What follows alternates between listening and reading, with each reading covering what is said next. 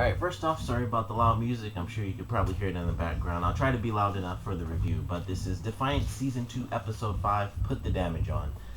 Before I get to the main story, which I really enjoyed in this episode, I want to get to the side story that was really only touched on in the very beginning and very end of this episode, which was Datak basically trying to re-implement himself into his family and the family business, and he already realized that he can't just get back into his home and everything's fixed and he gets to be leader again because he's been beaten up. He got punched in the face in this episode, and his wife is taking over the family business, plain and simple. That's what she wants to do. His son doesn't really want anything to do with it, so he's just a figurehead, and he's fine with that because he has a wife and child to take care of.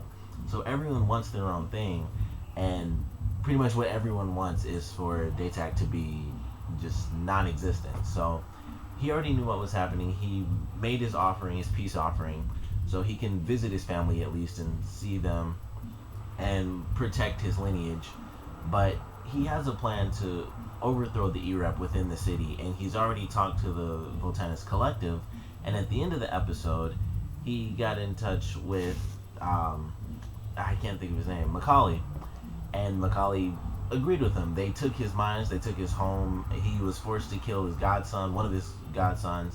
So he doesn't want them there either. And Daytag just told him, I have guns. That's basically all I have so far. I have men and I have guns. And that was all he needed to hear. So that little side story is really going to lead up to some really big moments. Probably the crux of this entire season. And it's going to be somewhere in the mid-season finale or the end of the season. It's going to be Daytag trying to overthrow the EREP within the city, and I'm sure that'll eventually lead to him once again trying to be the leader of Defiance. But I enjoyed that little side story that was really just, like I said, the sort of bookends of this episode. It was in the beginning and it was towards the end, but I definitely enjoyed that, and I'm really excited for what they have in store for Daytag and his sort of new army that he's building now that all of his old people have decided to cast him out. But I enjoyed that little storyline. The main story for this episode was definitely a good one.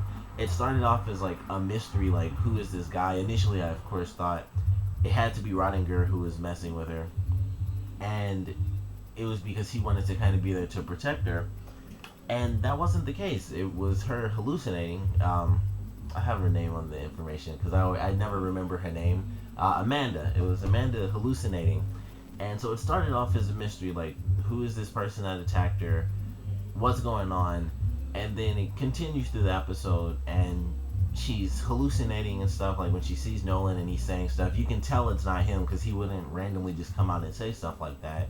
And that's when you know that she's hallucinating things from her past, and that the person that raped her in the past isn't actually attacking her now. She's just hallucinating.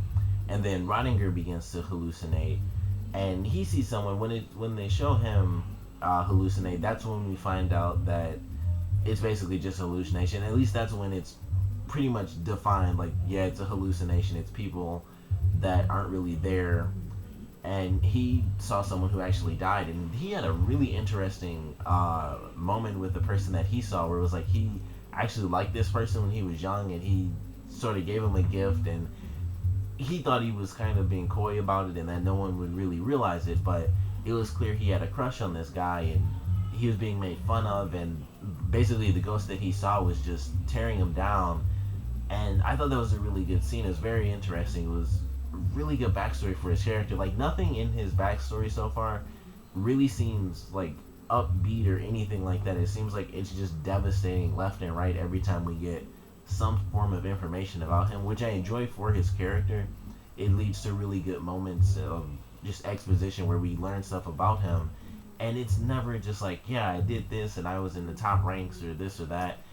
It's just that it was something really depressing, and it's just like, that really sucks for him. And then he was basically brought to tears by this ghost that he saw, and I really enjoyed that scene. We also get the doctor, Dr. Yule, I believe her name is.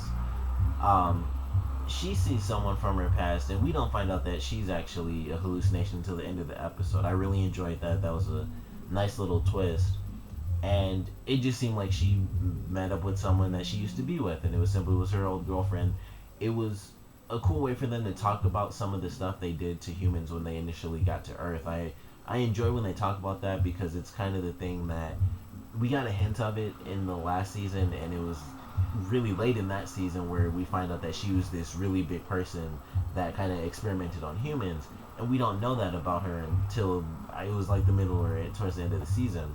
So they mention it a little in this episode. It's the first they've really done this season, and it was just interesting her kind of going back and realizing how crappy it was to do that to other humans, torturing people and experimenting on them and treating them nicely until they sedated them and then just ripped them apart. But it was interesting to find out that her ex-girlfriend was a hallucination and that she left because she died. And that was a really good way to do that. And she, of course, was strong enough. And I actually enjoyed the fact that her brain mentally was more capable than a human brain. And Rodinger knew because the person was actually dead. And Amanda was fairly sure that it couldn't have been him. And she realized she was hallucinating, but it didn't really help her because she already dealt with something that could have been real. So it was sort of like each person dealt with it better and better, but the doctor, she really dealt with it, and she actually realized it, and the person she hallucinated with flat out told her, like, hey, I'm dead. And it was interesting that she kept the device in her neck, so she kind of, as she said at the end of the episode, she's not ready to let go of her. And I enjoy that. I'm curious to see what's going to happen in upcoming episodes. She's basically going to be talking to her dead girlfriend.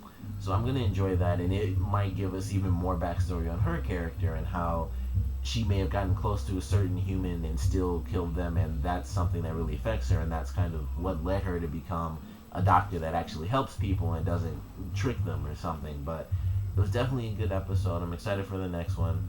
Like I said, the little bit of stuff that they put in this episode, the sort of bookends with Datak, definitely leads to something bigger.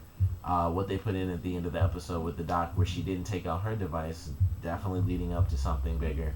And also the explanation as to what happened shows that Rodinger is just a crappy person, which we knew, but I never would have expected him to take things this far, and he basically did exactly what Nolan said, where he kind of he didn't really dose her, but he just messed with her head.